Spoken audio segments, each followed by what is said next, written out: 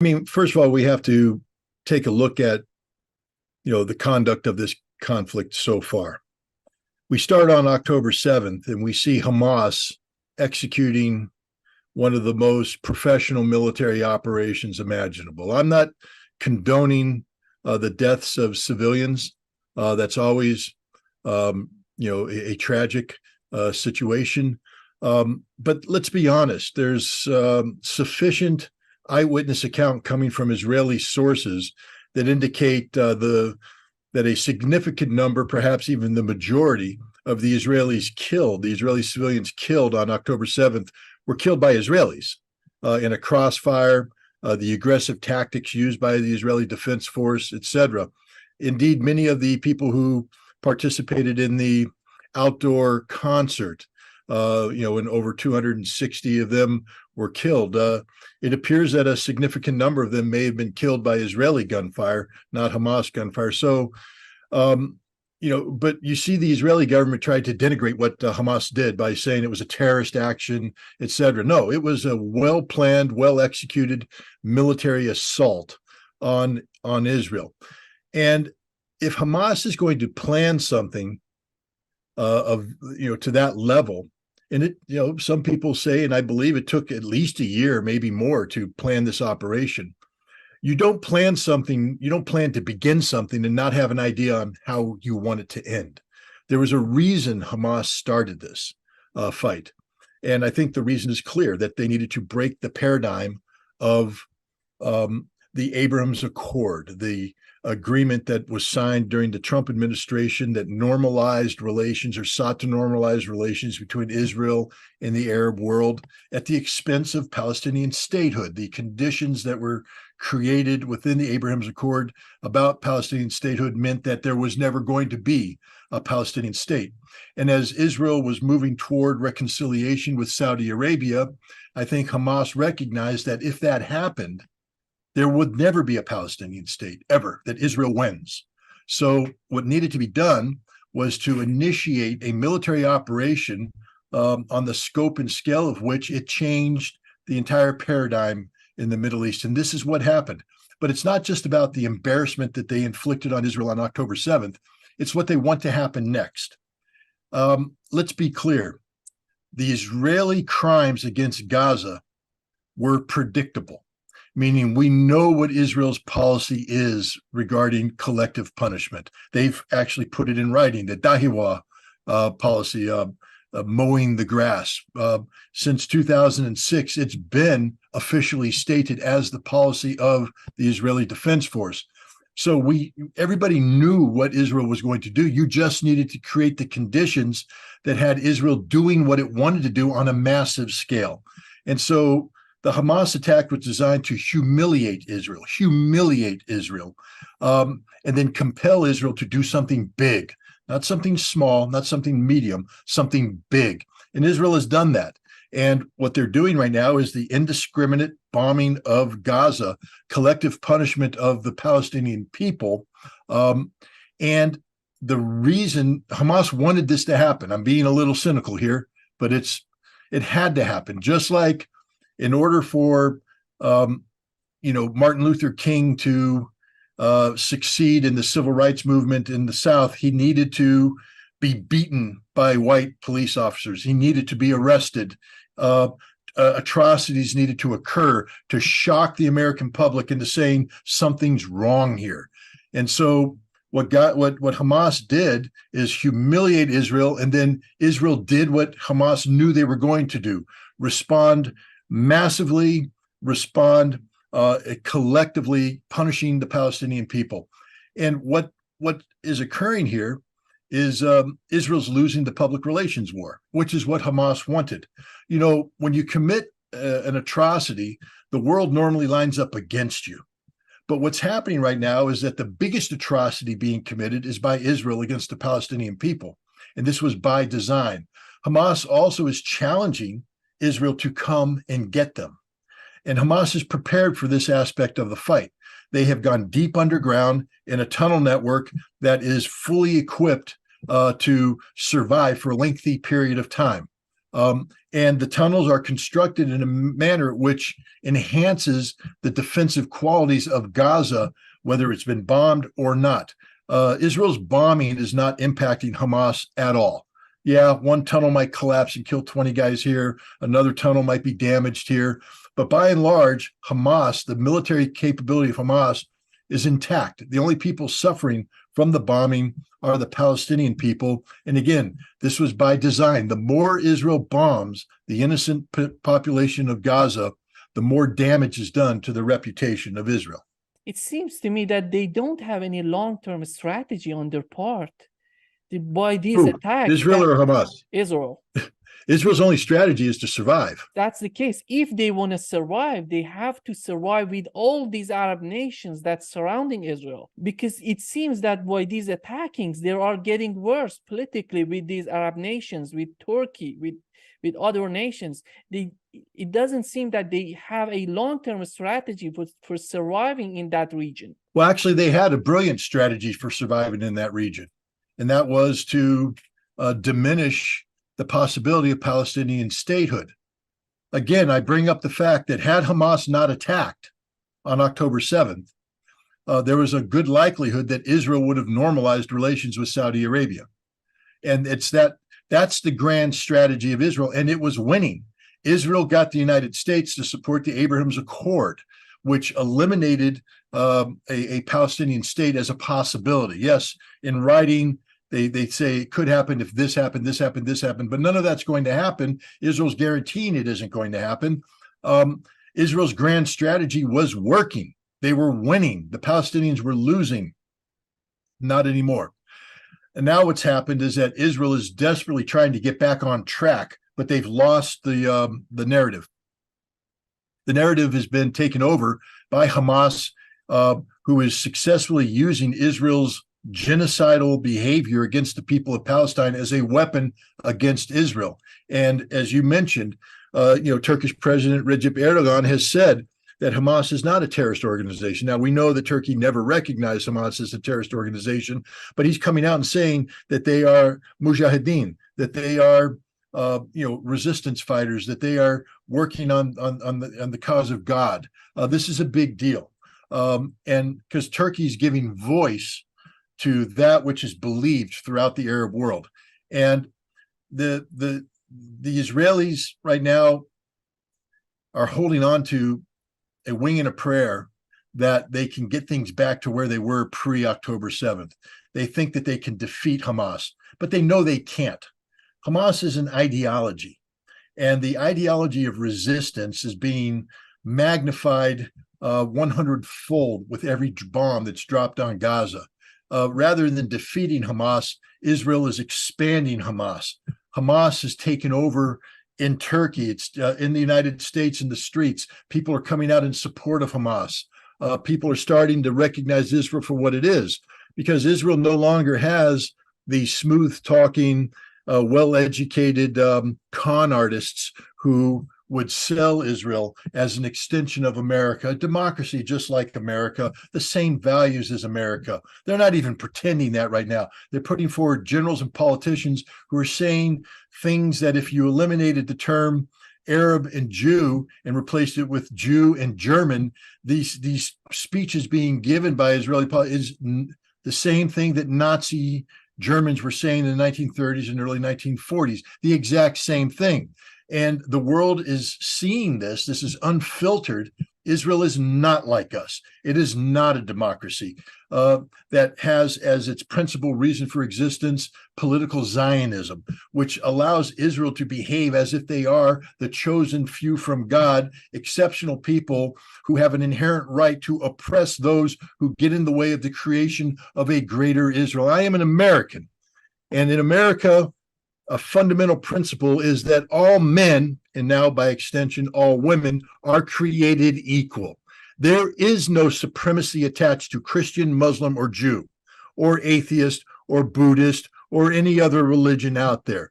All people are human. All men are created equal. And yet Israel operates on the premise that Jews are superior, that Jews are the chosen ones, that Jews have a covenant with God to come to the Holy Land, and anything is allowed and tolerated if it fulfills that, to include the oppression of the goyim. And that is a term that is being used more and more in Israel today.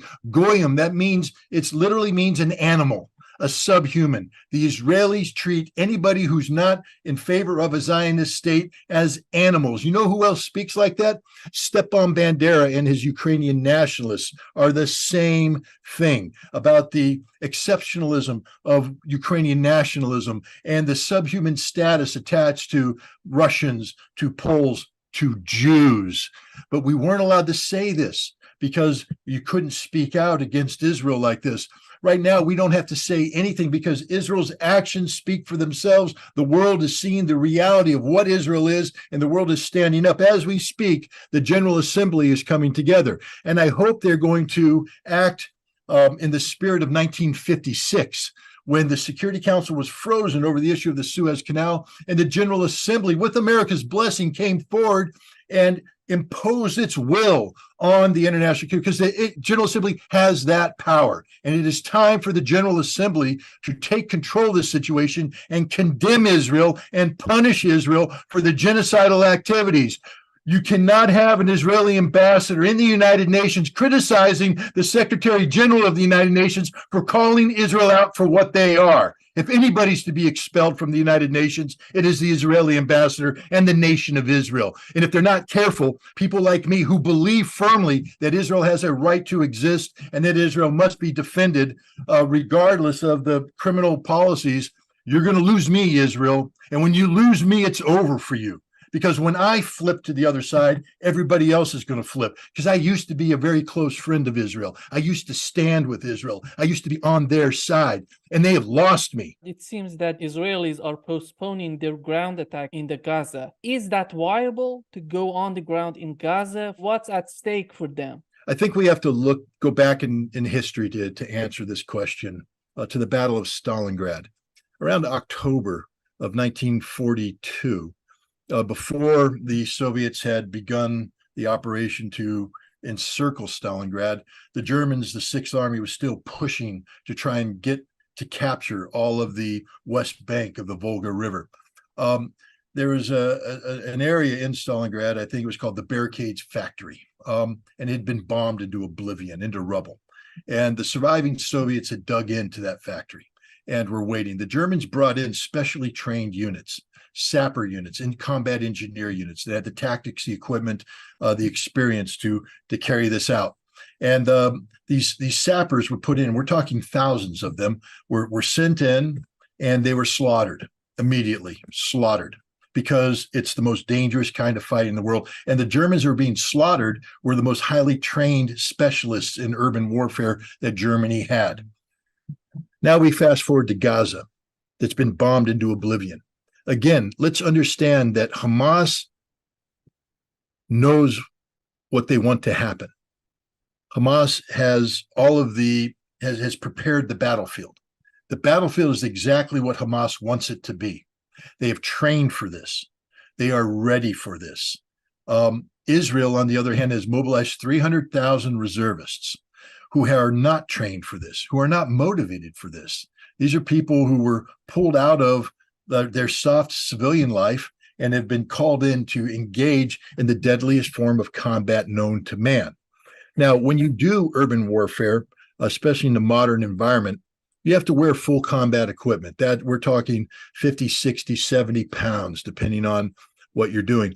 If you've been a civilian and you've been sitting in an office eating donuts, drinking coffee, partying at night, all that, and now you're taken out of that life and you're told, here, put on this combat kit and you're going in, you're going to die. Because what's going to happen is you're going to run 100 meters, you're going to have a heart attack and die. And if you don't have a heart attack and die, you're going to be hyperventilating. You're going to forget your tactical common sense. And the Hamas fighter who has been training for this is going to pop up, pop 3 rounds in your head, pop down, disappear, and you're dead.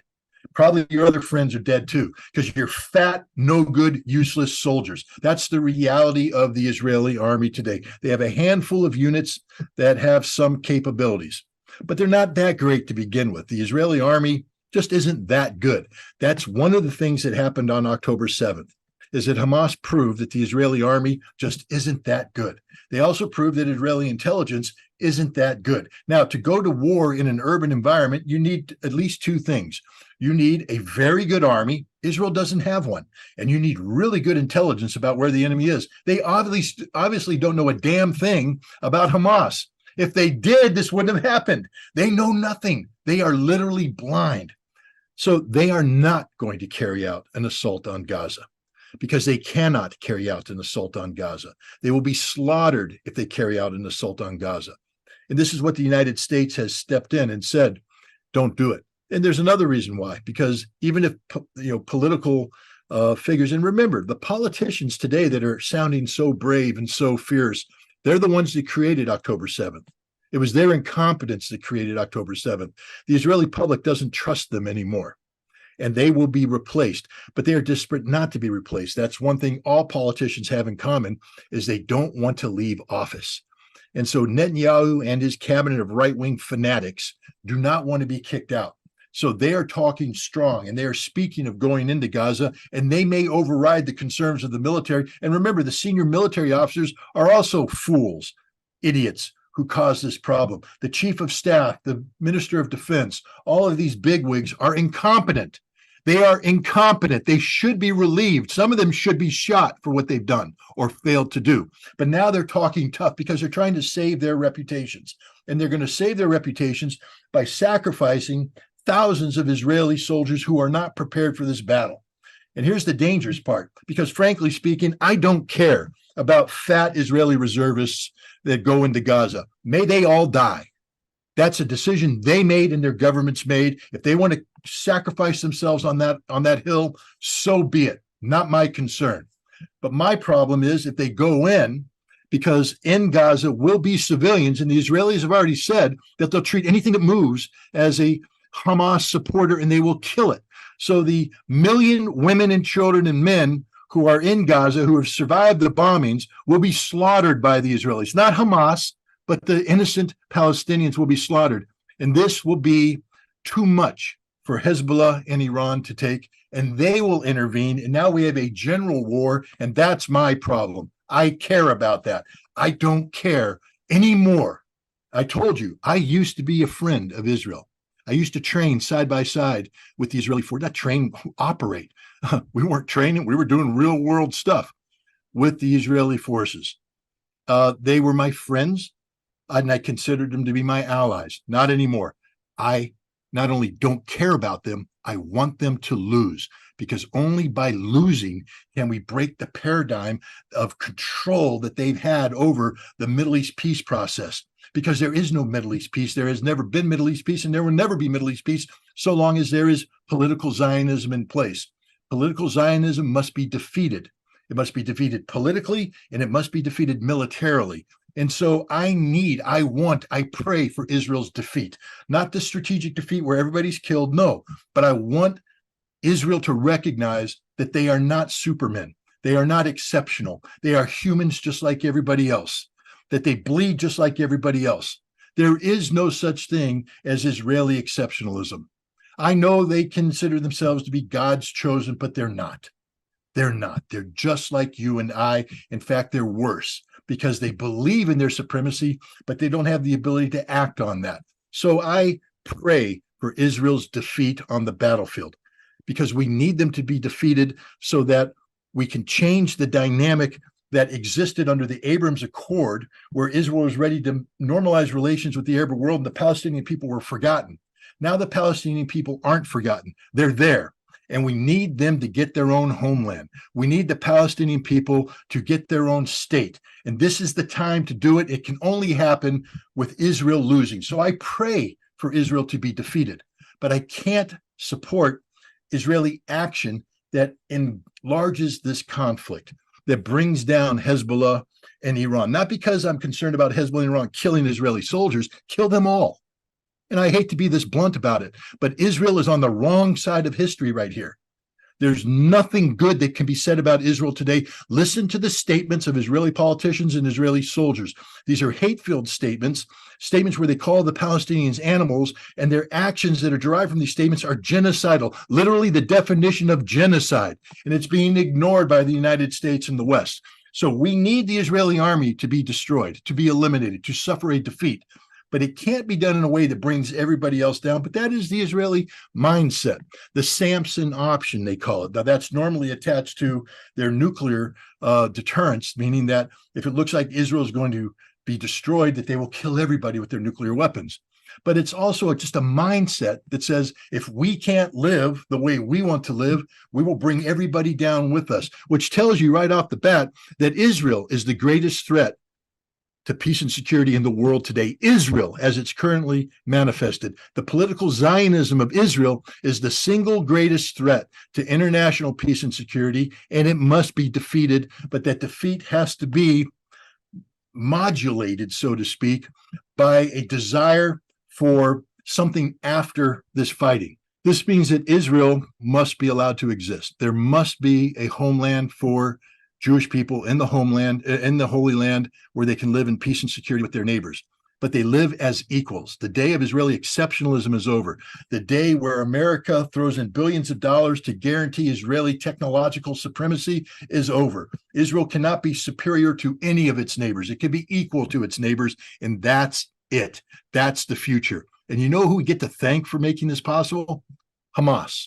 Because if it weren't for what they did on October 7th, we'd be in a situation where Palestine was forgotten. The Palestinian people would never have a homeland. How come the Israeli intelligence, which we know is one of the best, can be so blind about Hamas? Well, let's first of all take a step back. Israeli Mossad, first of all, the problem of Hamas and its military capability is not the problem of Mossad. It's the problem of Amman, military intelligence. But both of those, when you bring them together, it's Israeli intelligence. And you said something interesting. We know they are the best in the world. They aren't the best in the world. Israel is a very small country with very limited capabilities, but they have created this propaganda machine of Mossad being the best. If you take a look at how Mossad acted after the Munich Olympics and their assassination program, it was incompetent. It was brutal. It wasn't smooth at all. Mossad tried to assassinate a Hamas leader in Amman, Jordan, by spraying a poison in his face, and they got caught. Two of them got arrested by the Jordanians, by the bodyguard, the guy who ran him down and put him on the ground. The other guys ran to the Israeli embassy and were cowering in fear, exposed. They're not good. They killed the wrong guy in Norway. They're not good. They're not good. We just have allowed them to create the perception that they are good. And the problem with that perception, again, I use a sports analogy. If we take two teams of equally qualified people, and the other team is convinced that this team is the best in the world, we're playing Mossad. Oh, God, they're so good. They already lost when they go on the field, because Mossad has convinced them that they're better. But if you just view Mossad as the incompetent pieces of manure that they are, intelligence is a tough business. And you know who fails in the intelligence business? Cocky people. People who think they know it all. People who think they are superior. People who take shortcuts. And everything about Israel is a shortcut, because it's not done through hard work. It's done by saying, I'm a Jew. I'm Israeli. Help me. Cheat. Do this, that, and the other thing. And what happens when you go up against an entity like Hamas, Hamas doesn't view the Israelis as superior, because Hamas has successfully operated against the Israelis. They know the Israelis when they're at their best, and they know them at their worst. And Hamas built a plan that dealt with the reality of Israel. And the reality of Israel is they're not very good. October 7th proved that, proved it in spades. Their intelligence service just isn't that good, because the Jews are not a supreme race. They are not imbued with some sort of special Jewish power. They don't wake up in the morning, drink Jewish coffee, and become supermen. They're humans just like us, the same as us.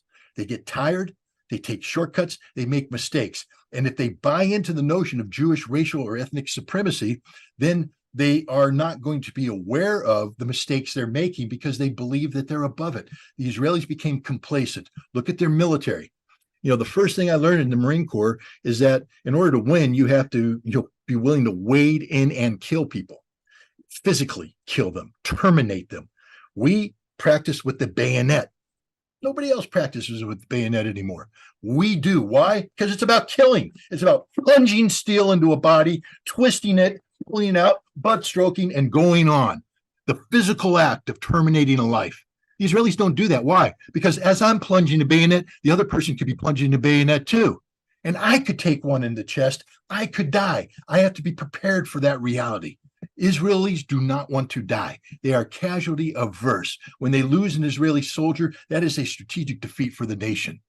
They mourn. So they have built a way of war that avoids closing with and destroying the enemy through firepower maneuver. They have allowed technology to take over.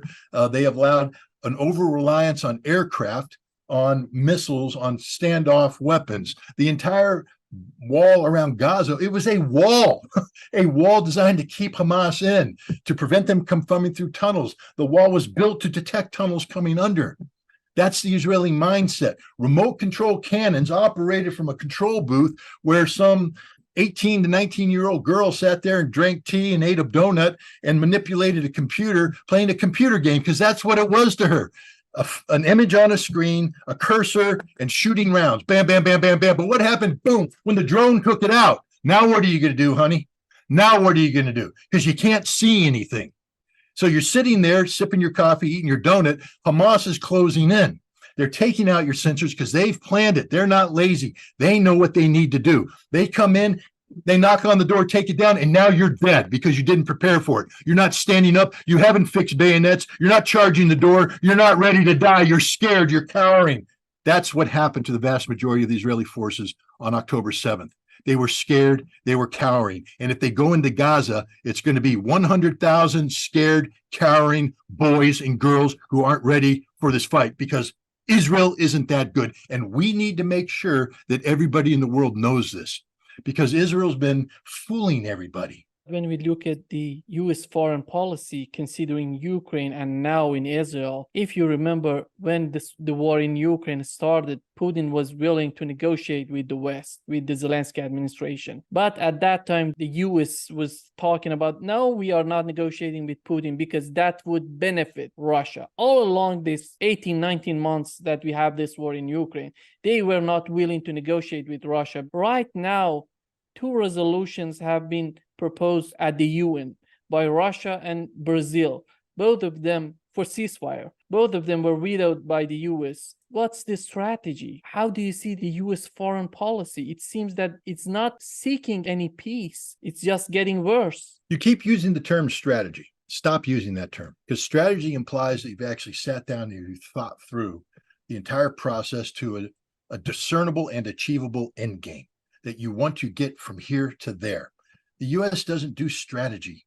The U.S. does reactive tactics and operations.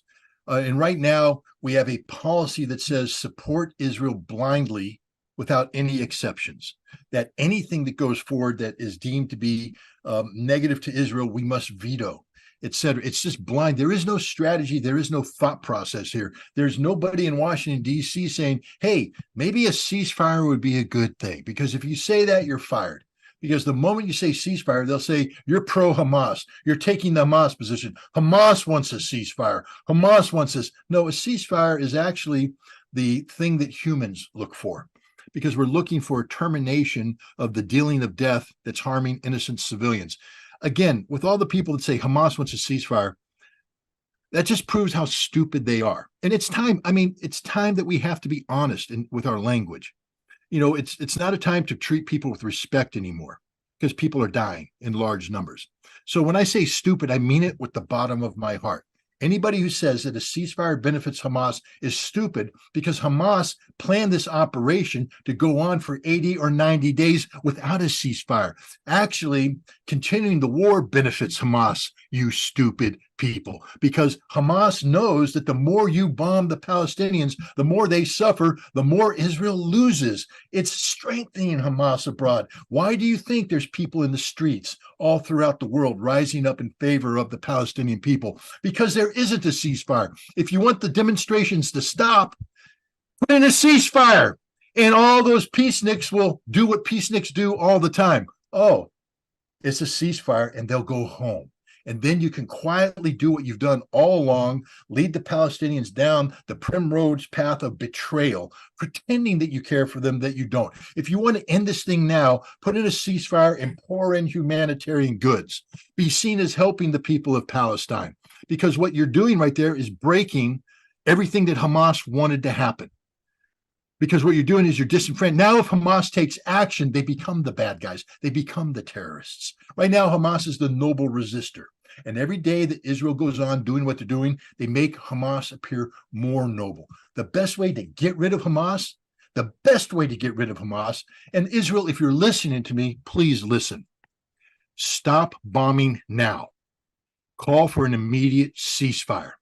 Send in every bit of humanitarian good you can. Send in all the gasoline. Send in all the food. Send in everything they need. Send in Israeli doctors, although they won't take them. But send everybody in there and say, we're ready to negotiate, and don't use an intermediary. No, Israel, be men about this. Say, we want to negotiate directly with Hamas about prisoner release. Hamas, we're at the table right now. We'll do it in Cairo. We'll do it at Qatar. We'll do it